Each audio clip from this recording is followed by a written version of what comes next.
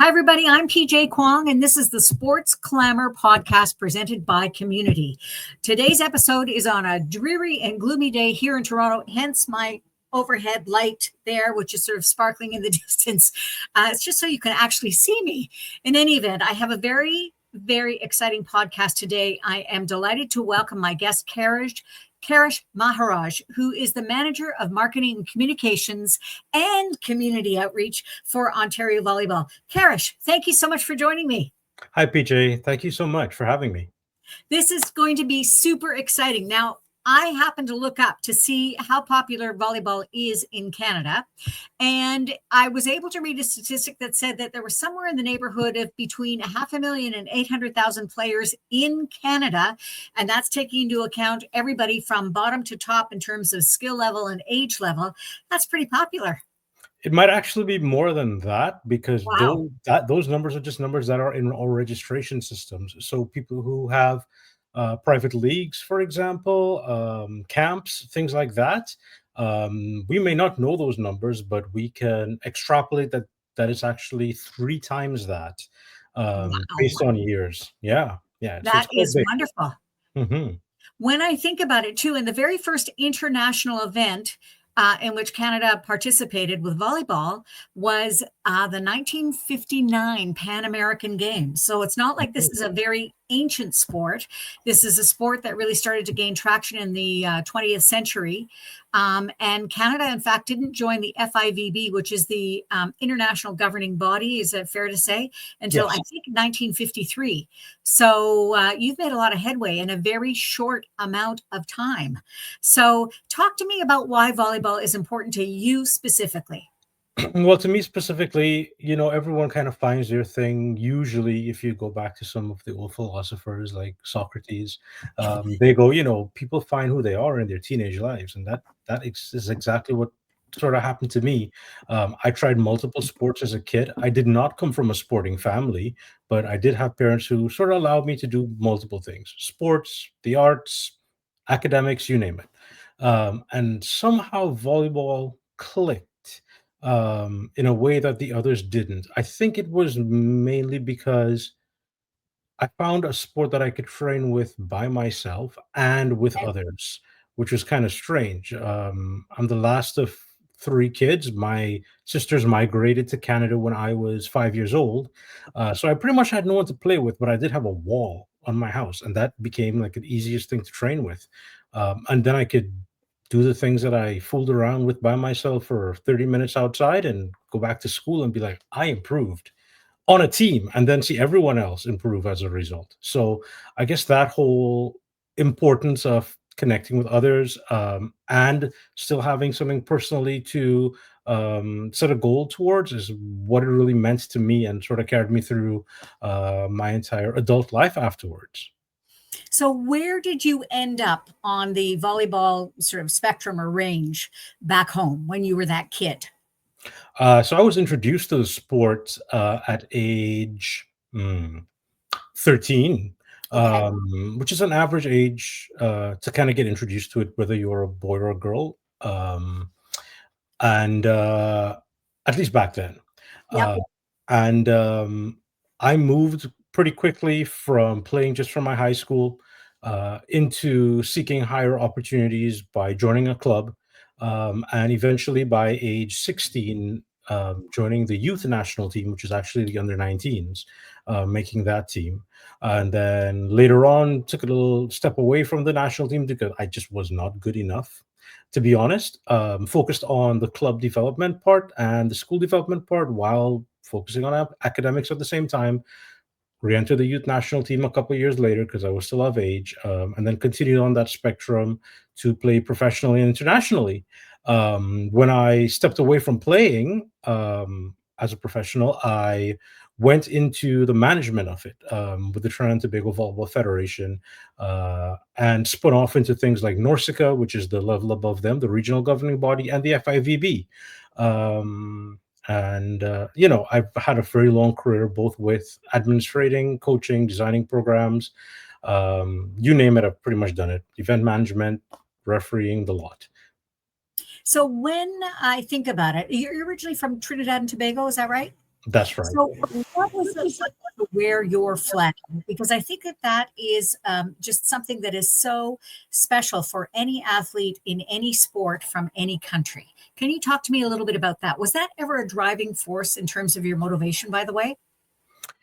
From where I was, I can't say that was the driving force per se. I think it more just became, as most young people do when they get into sports or anything that becomes their own personal ownership, it becomes part of your identity.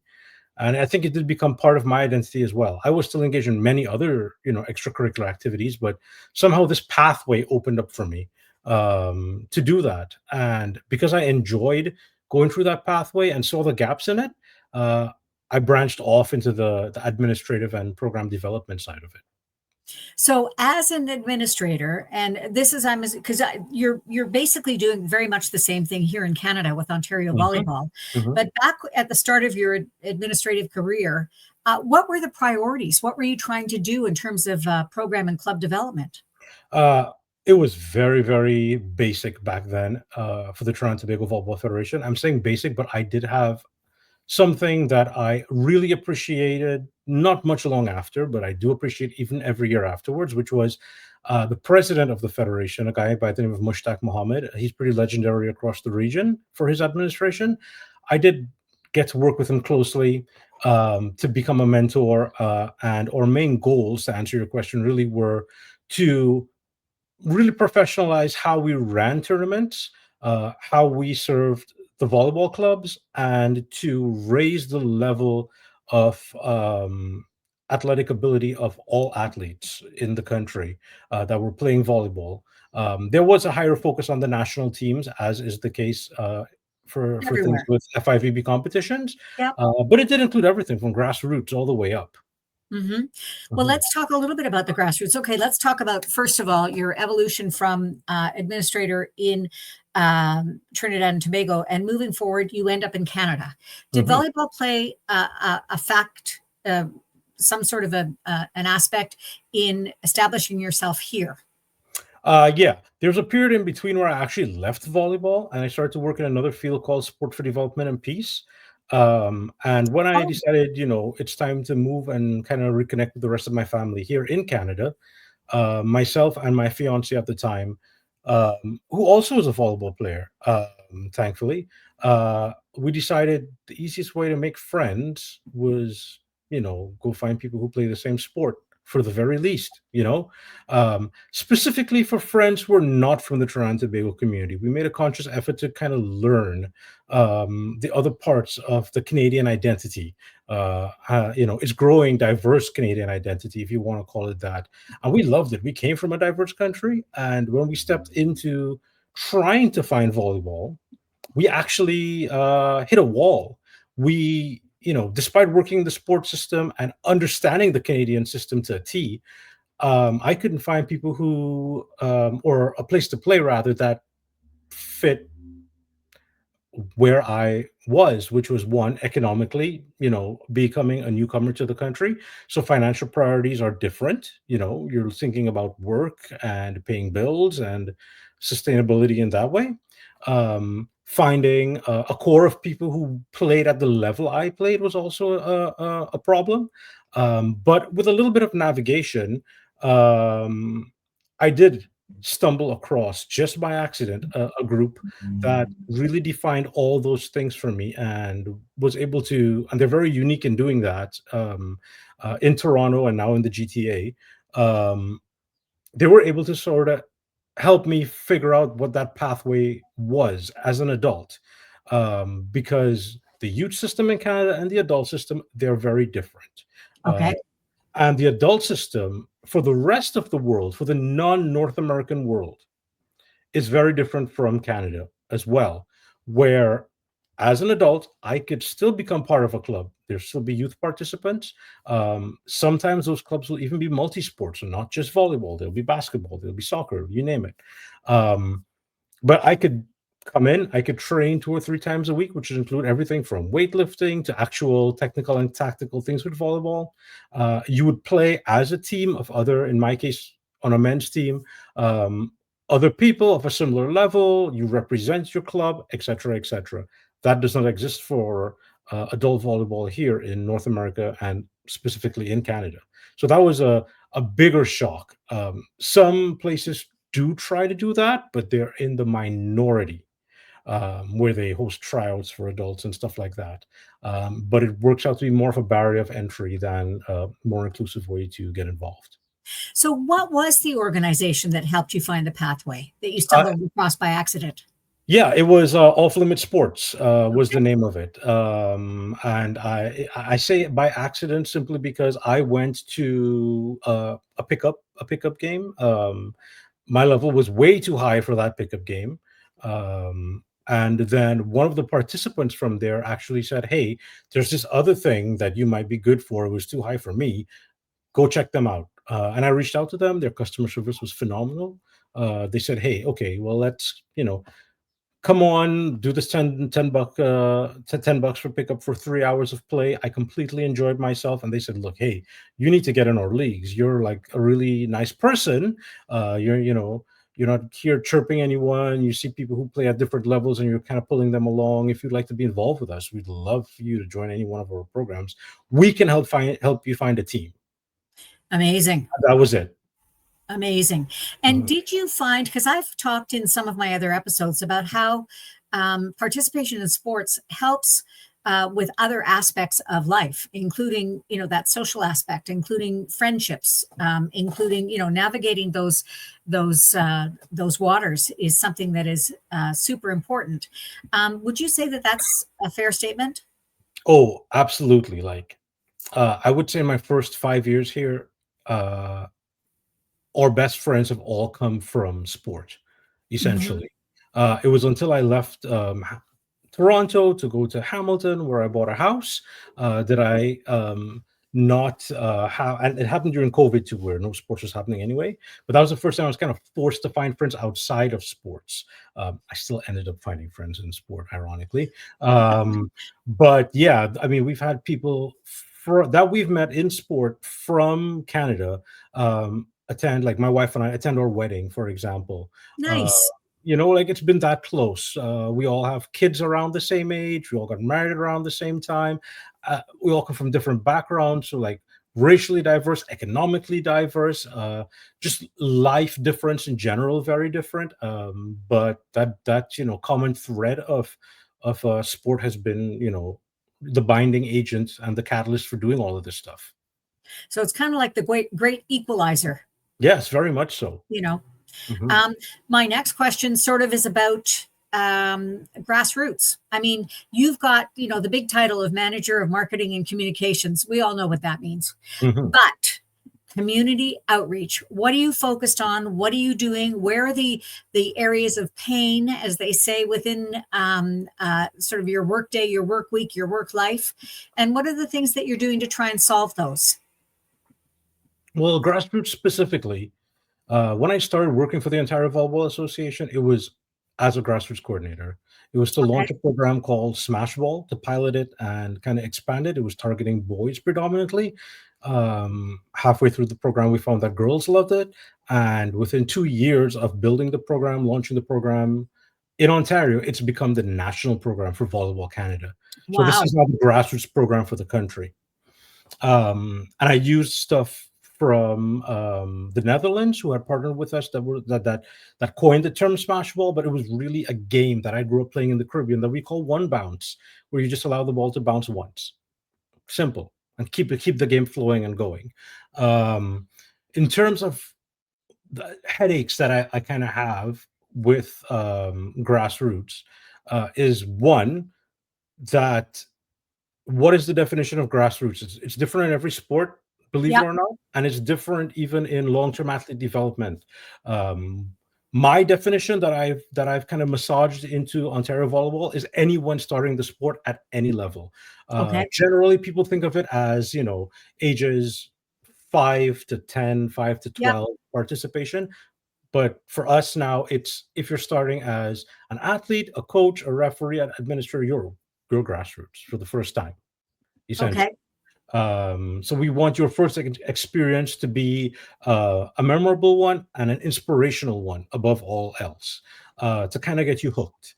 on the sport and on the community that we have here. Second pain point is still adults trying to find programming. I do get at least maybe 5 or 6 emails a week about um, I've just moved to Ontario, and this comes from various persons, from different countries to different people who move from different parts of Canada, to say, or I just moved to this, or I just moved to this town. So even within Ontario, um, people asking, where can I play? What level is right for me? What does this terminology mean? Where can I train? That's been another pain. And then the last part, which is kind of an ongoing thing and now easier to navigate, is finding places for kids to play. We've been a growing sport, like rapidly growing, and we actually have more demand than supply.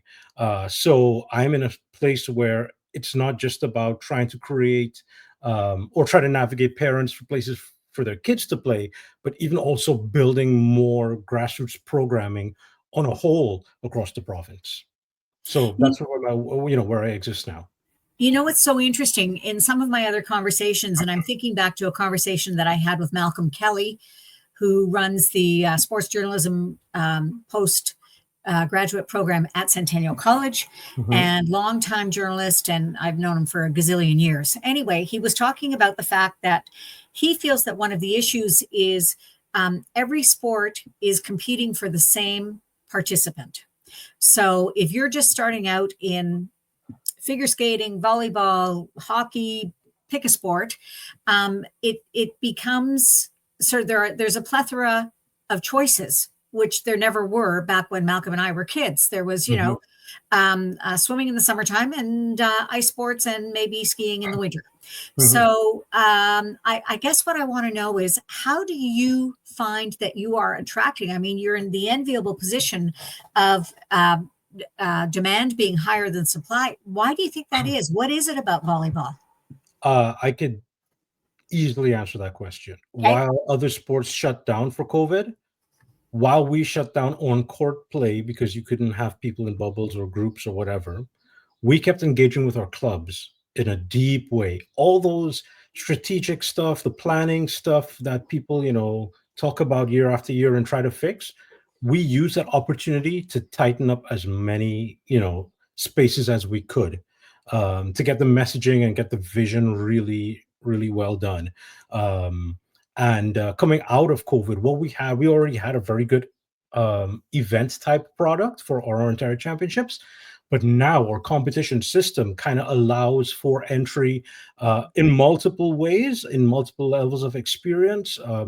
We're one of the few sports, I think, that allows you, even if you're older, you can play down based on your Okay. level of play. So we came out with these new concepts that really started to attract parents, knowing that their children could find their fit, Okay. essentially. So we added more layers to what we've done and allowed people to find over the course of their competition year where their right layer is. So I would say that's the main reason why we've been growing so well. So, correct me if I'm wrong. It sounds like that if I have a 12-year-old who Hmm. is not particularly physical, Hmm. but wants to play volleyball, that 12-year-old may fit with the 10-year-olds to start with, and you Yeah. have made accommodations for that. Yes. Okay, Yes. that's amazing.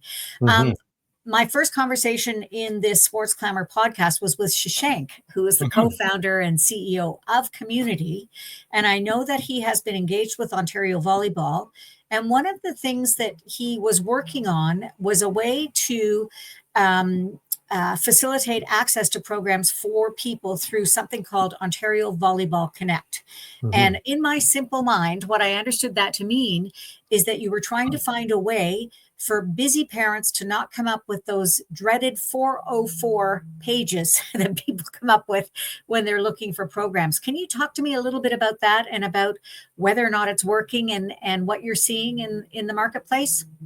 Yeah, it goes a little bit deeper than that. It kind of goes Okay. back to that story of me still getting emails and people asking me the same questions over and over and wondering why, 12 years ago when I moved to Canada, do we still have the same issues?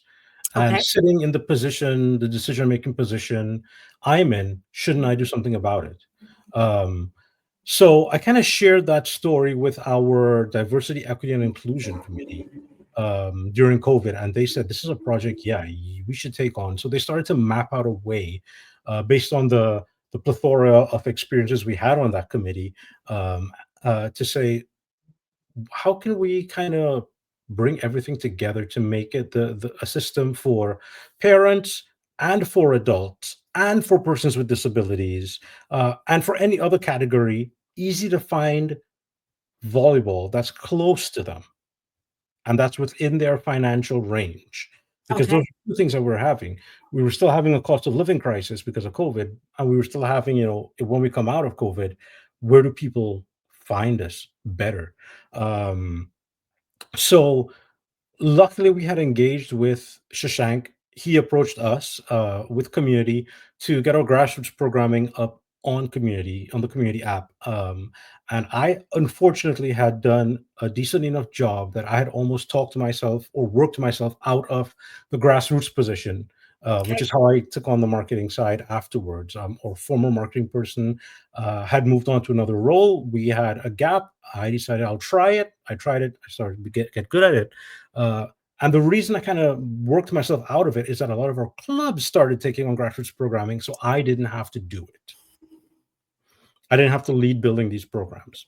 So Shashank worked with us to get our programs, that the few that we did have running, up on his community website. It was also a space for coaches to do their promotion too. So coaches who want to do clinics or individual camps and all that stuff, great. When we had this new opportunity now for the Ontario Volleyball Connect and said we wanted to propose the idea to Community because we did remember working with them. We were very, very impressed by their user design, taking our ideas and putting into functionality essentially Yep. in a way that the end user, be it a teenager, a parent, or Yep. an adult, could look and use an interface that was easy. And that they could go from all the way from finding the program to booking their program to leaving reviews about the program and sharing feedback, all in one platform. And that's essentially where we are now with Ontario Volleyball Connect, where we've created this. We've shared it with a bunch of adult leagues. We still have ongoing promotion about it as a result, as people keep signing up for it weekly as providers. And now we're really pushing users to come in and say, hey, you don't have to go scroll Facebook and find groups and Yeah. talk to people and go word of mouth. Yep. That you could do everything right here and you could just pay with it from your debit or credit card and have your space booked. And if it gets canceled, you get your refund. And then insurance is covered on top of that. And then for providers, we're on the other end saying you could run your entire business from your phone using this. You could collect payments, you could, do your scheduling and everything. It's a one-stop shop for you. And it's funded from the OVA's end, because for us, we see this as part of our commitment to growing the sport province wide. So you have a chance to sort of say to an audience, you've got to go to the OntarioVolleyball.org website, and then from there, people can access Ontario Volleyball Connect, and then they can figure out what they need and what they want. Did this solve your problem? Well, we even eliminated the Ontario Volleyball website completely Okay. from it. We decided to launch it as a whole separate thing, so people just go directly to that, and it's been working. Not just from the numbers we've been seeing in terms of registrants and finding programming, but in the middle of our Ontario Volleyball Championships indoor, you're talking about, you're having hundreds of thousands of eyes on our webpage, on our YouTube, on our live streams. Ontario Volleyball Connect was ranking above us in a Google search. That Okay. is above Ontario Volleyball in our Google search, which is a big thing. That was completely unexpected, to be honest. And it remains like that right now. So tell me about when you're looking at developing at community outreach. Okay. Mhm. Um, what should be the priority of programs and clubs? What should be their priority? Because, I've been talking to my other guests about what happens if we don't improve access to grassroots in pick a sport. If we end up with fewer participants, then that means fewer sponsorships, potentially means fewer Olympians. It means all kinds of things. So what have you established as a provincial sporting organization? What have you established as priorities for your clubs? So priorities for us are user experience, and at the top of that user experience list is safety. Okay, So fair enough. the government of Ontario and Canada has a safe sport program. So anyone coaching needs to do that. Yep. Through us, you get it for like $25 or cheaper. Um, a police record check for anyone coaching is a big thing for us. And then that allows you, if you're on Ontario Volleyball Connect or on Ontario Volleyball as one of our clubs, to say that you have those implemented across your coaching lineup as your basic standards. Um, the other part of user experience is essentially making it easy for parents Okay. or users in general, having a website that is up to date, well managed, well administered, having a payment platform, and having insurance and policies that are easy to find, that allow parents to know, these are the standards that you operate by. If we have any issues, this is how we complain, or we find some sort of recourse. Complaint really shouldn't be the word, but sort of find some amicable solution. Uh, and then finally, making sure that the events are run even at the grassroots level to a certain quality that is inspirational for everyone participating, not just the kids. Kids are very important, and yes, they are the ones that we predominantly service, but for the parents as well, so that they have stuff that can be um, you know, not expensive for them, that's easy for them to understand and digest in terms of communication, for our officials and referees, so that their jobs are protected, that they're not hounded by spectators who are hurling insults or anything like that, or threatening them. For our coaches as well, so that they remain coaches as long as they can, that they can enjoy that job of inspiring young people and developing young people in the sport, because there's no coach, at least in volleyball, that just coaches volleyball. They're teaching life skills as they go along. Sure. Yeah. um and then finally, for even our administrators or club administrators or program administrators, that this brings value to you, not just financially, but it brings value because you can see the amount of people that help you and that you have repeat, we call it clients in the Sure. regular world, but repeat members of your clubs and of your programs. So yeah, that kind of sums up the inspirational part for us. So tell me, if you could imagine a world where you don't gain more volleyball players, where that grassroots starts to really fall off. What are the ramifications for you as an organization, but also in the wider world of sport in Canada? So for us as an organization, it's kind of hit or miss Okay. in terms of, if we have less, we have to scale back what we do, and we do a lot. We do Yes, you do. 3 giant conference center tournaments. Next year will be 4 per year. We run regular season over 1,500 tournaments. Almost every weekend in fall and winter is a tournament across the province, and it is across the province. Yep. Um, and then that doesn't even touch beach volleyball yet. That's a whole other beast by itself, because that's the fastest part of our sport that's growing. Because Okay. across the province, cities and towns are putting up beach volleyball courts. Even private people are putting up beach volleyball courts because of the demand to play both for youth and adults. Um, so if there's less grassroots, there's less of that happening, and we will have to scale back what we do. But on the bigger side of it is the impact on Canada itself. We keep Okay. talking about, being proactive about our health in Canada. And honestly, just getting up and moving and being social in an environment that you enjoy, especially in the beach where it's sunshine, or indoor during winter where you're playing a non-contact sport that you rely on other people to be social with, at any age range, from our masters level to our youth level to our sitting volleyball participants who all have disabilities. That impact on mental health and physical health will be phenomenal. Amazing. So I have one comment. First of all, on a day like today in Toronto, if we're playing beach volleyball, it's in our ski suits because it is so cold. Yeah. So hopefully the sun will arrive at some point for those amazing beach leagues. I live not too far from Balmy Beach. So to see all the volleyball players in the summertime is really, it's wonderful. So that's comment number one. I have one final question. Mhm. And that is, give me 3 words that describe volleyball for you. Inclusive would definitely be one. It's probably the thing I'm most proud about in the volleyball community is its level of inclusion. Do we have issues sometimes? Absolutely. Do we have misunderstandings? Totally, like Yeah. society. But it is very inclusive in every possible way. Age orientation, sexual orientation, ability level of play, like you name it. Racial diversity is growing and growing and growing. It's way more diverse here racially in Ontario playing volleyball than it is just worldwide. Wow, It's that's so kinda cool. people don't realize that, but it's very interesting.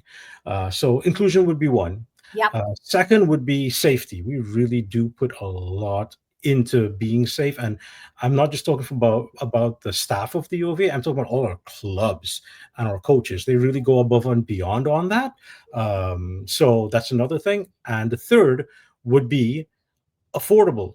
Rep volleyball is so much cheaper than a lot of sports, and you do have the choice of playing year round if you want to play year round, or if you want to step away during the summer and take away from your indoor part. That's there as well. We try to find venues where parking is free, even for conference centers. We try to get value for money as part of our strategic goals, so that parents don't have to pay more. We don't increase membership fees phenomenally. I think over the last 5 years, if we've increased, I think we've increased like by $10 or $15, which is like nothing. Yep. Considering the cost of gym rentals and all of those other things. So, affordable. So, you know, inclusive, safe, and affordable would be my 3 words. Those and I'm going to add in a word, fun. It is absolutely fun. There you Well, go. I'm very Fun's biased, so I'm always keep that back a bit. But I mean, no one's staying playing a sport if it isn't fun, right? Yeah, So. listen, truer words were never spoken. Mhm. Kerish Maharaj, Director of Marketing and Communications for Ontario and Community Outreach, I almost forgot it, for Ontario Volleyball Association. I'm going to put up your email address one more time. And interesting to hear about Ontario Volleyball Connect. The website for that is ontariovolleyballconnect.org. People can visit that if they're looking for volleyball programming. And I just want to thank you so much for joining me today on Sports Clamor, presented by Communiti. Thanks, Will you PG. come It's been a again? pleasure. Yeah. Wonderful. Thanks so much. Take care. Bye for